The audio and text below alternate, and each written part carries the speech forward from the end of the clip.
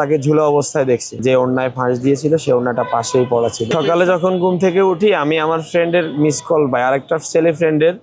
তা আমি তাকে কল দেই, তো সে আমাকে বলল তুমি জানো কি না যে আমাদের বান্ধবী তো আত্মহত্যা করেছে। তো তোমাকে কে বলেছে? কয় ওই তার ফোন থেকে আমাকে পুলিশ কল দিয়ে জানালো যে সে আত্মহত্যা করেছে। তো এরপরে আমি বললাম আচ্ছা আমি দেখি। তা আমি তার নাম্বারে, জান্নাতের নাম্বারে কল দিয়েছি। কল দেওয়ার পরে সেখানে মিরাজ নামের এক ভাই ধরলো যে ভাই আমি তো তার ফ্রেন্ড, সেই আত্মহত্যা করেছে, আমরা এখানে পুলিশ সহ আছি। তো সে বলল যে 3টা সাড়ে 3টে, সে আমাকে ওই মিরাজ বলল যে তাকে নাকি বললো যে আমার ভালো লাগতেছে না, বেঁচে থাকতে ইচ্ছে করছে না, এমন কিছু। পরে সে আসলো, এসে এই ঢুকতে চাইলো বাসায়। তখন বাসার সম্ভবত দারোয়ান তাকে ঢুকতে দেয়নি।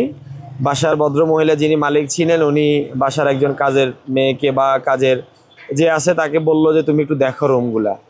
সবগুলো রুমের লাইট অফ। তার রুমে গেল, রুমে যাওয়ার পরে তার রুমের লাইটটা জ্বলতেছিল।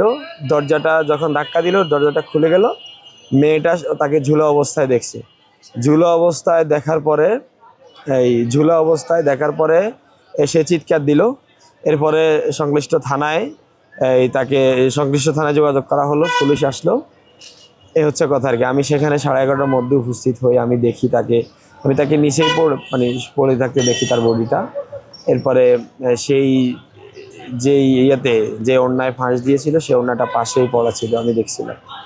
হচ্ছে কথা। আসলে সে আমাদের ব্যাচের ফ্রেন্ড, তো তার সাথে পরিচয় আমার অল্প, গত মাসের থেকেই পরিচয়।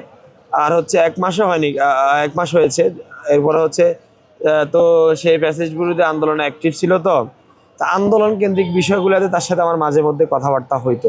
আসলে অনেক ধারণা করতে পারে। এখন আমি তো যা দেখেছি শুনেছি, যা দেখেছি আত্মহত্যায় আমার কাছে মনে হচ্ছে আর কি। এখন পর্যন্ত আমার কাছে আর কোনো তথ্য নাই, এভিডেন্স নেই। আমি যা শুনেছি তাই বললাম আর কি।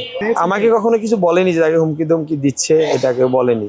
ওই দিন র্যালি করে আমাদের সাথে আসলে টিএসসিতে আপনারা তার আইডিতে ঢুকলে একটা ফোর্স দেখতে পাবেন। তো ওখানে আমরা সবাই ছিলাম, প্রায় 30-35টা বন্ধুর মতো ছিলাম, বান্ধবীরা কয়েকজন ছিল। ছবিটুকু উঠালাম। আমি তার সাথে এখান থেকেই রবীন্দ্র সরোবরে গেলাম, ওখান থেকে চা খেয়ে এসে চলে গেল। এরপর থেকে আসলে আমার সাথে যোগাযোগ হয়নি। আজকেই সকালে শুনলাম সেই নাকি আত্মহত্যা করেছে। আমি তাকে দিয়ে মৃতই দেখলাম আর কি।